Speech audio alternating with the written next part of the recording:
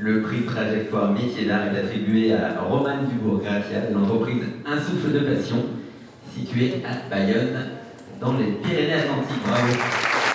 À peine un an après avoir franchi le pas, ce prix est une consécration. C'est hyper valorisant parce qu'effectivement qu'une seule année d'entreprise, une entreprise qui commence à bien fonctionner, déjà 2 prix du coup, départemental, régional, donc ça fait super plaisir. Installée à Bayonne et passionnée de musique, Romane entretient et restaure les instruments à vent.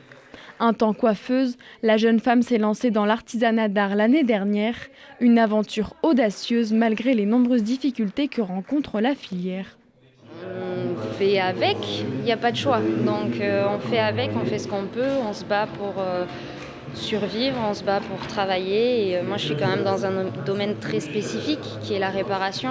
Du coup les gens ont besoin de moi parce qu'aujourd'hui on n'achète plus forcément des instruments, ça coûte quand même un certain prix. Baisse du pouvoir d'achat, hausse du coût des matières premières et instabilité politique. D'après une enquête réalisée par la Chambre de métiers et de l'artisanat en Nouvelle-Aquitaine en 2024, plus de 50% des dirigeants interrogés n'ont pas confiance en l'avenir de leur entreprise.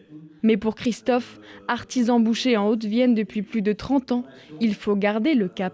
Je pense qu'on a la chance dans l'artisanat, malgré tout, d'avoir une clientèle fidèle qui nous fait confiance.